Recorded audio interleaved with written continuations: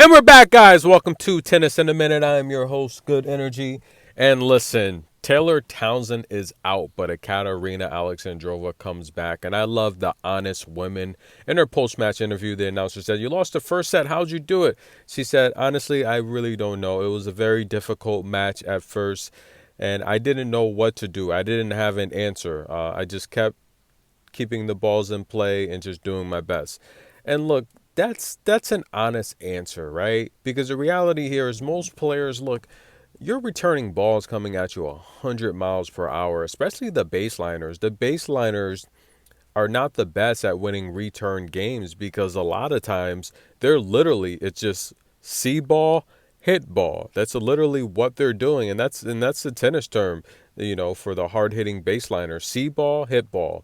There's no real strategy in their game. It's just trying to blast you off of the court, which is why I say a lot with Alexandrova is she can be like a wild pitcher out of the bullpen sometimes and just hitting the ball all over the place because a lot of times I don't think her footwork is the best at closing out. So a lot of times the ball is just hitting the bumper, but she was very honest in the post-match interview. She said, I don't know how I did it. This match was very difficult, and I just stuck with it and hung in there. And that's honesty, right? Because you meet a lot of these players, aside from offense, a lot of players, and I say it all the time, the offensive player, it doesn't matter what sport it is, they have the advantage because they know where they want to go with the ball. But on defense, when you're facing the opponent that has the offensive advantage, that's where a lot of people crumble. And this is why a lot of tennis players are not great returners. And I respect her honesty here. She said, I didn't have a game plan. I don't know.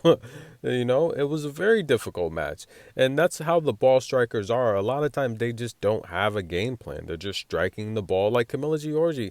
Camila Giorgi doesn't have no game plan. It's just 100 miles an hour hitting you off the court. The same with Sabalenka. And I think it's good tennis to watch. It's fun tennis to watch because, you never know what you're going to get with these rallies with those types of players because the ball is literally all over the place. They're beating you with their power and their athletic ability. Now, last night, let's take a look at the Coco and Emma match. We're seeing a different Coco, guys. Emma Raducanu's backhand is top notch. Anyone that watched that match, you saw Coco's mom was like, wow. She couldn't even watch the match. She was so scared for Coco. I was scared for Coco, and I picked Coco to win. Emma's backhand is elite, superb, top notch.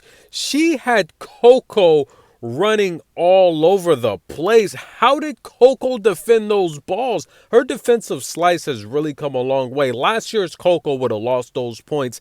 Emma Raducanu was running all over the place. She seemed fine. I don't want to hear about any injuries. Emma seemed very fine. She was keeping up with Coco all match long.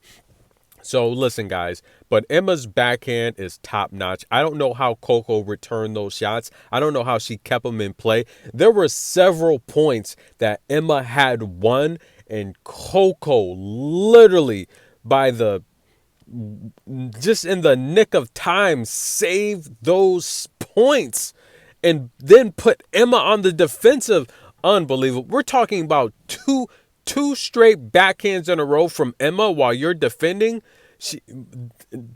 9 out of 10 players on tour are not going to return those shots. I have no idea how Coco got those shots back in play. Last night's match, I'm still thinking about it. It was the best match of the tournament by far, hands down. The way Coco returned those rockets from Emma Raducanu, unbelievable. I'm going to watch the match again tonight. It was just such a good match. But stay tuned, guys. Prediction video coming up. How about that? Good energy.